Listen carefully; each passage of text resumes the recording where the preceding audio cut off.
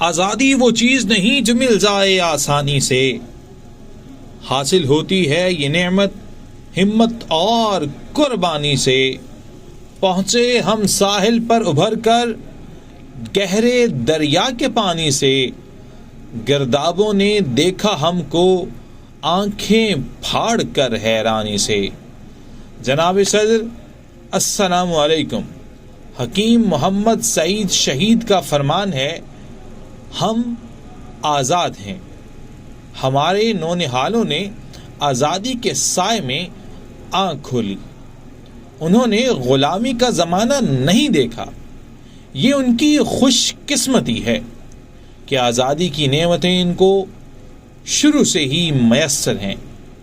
اس کے لیے اللہ کا شکر ادا کرنا چاہیے اور اس کی برکتوں سے فائدہ اٹھانا چاہیے۔ عزیزان من، آزادی کی حفاظت کے لیے ان 4 نکات پر عمل ضروری ہے: محبت، محنت، خدمت اور اخوت۔ محترم صدر ذی وقار، آزادی اور صحت کا معاملہ یکساں ہے۔ جب تک صحت رہتی ہے اس کی قدر نہیں رہتی۔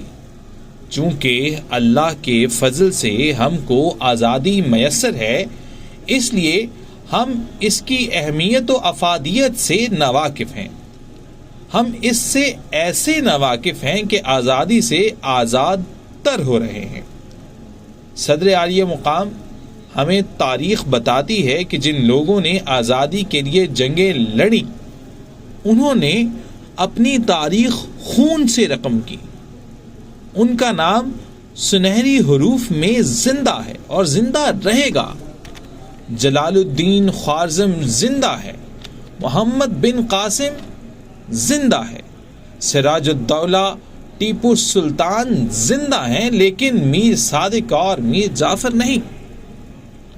صدر عالی مقام، میں جہالت کے اندھیرے سے نکلنا چاہتا ہوں۔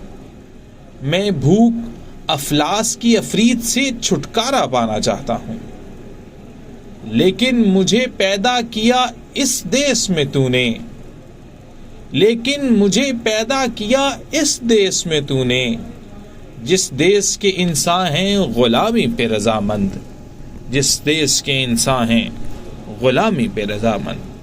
Thank you so very much.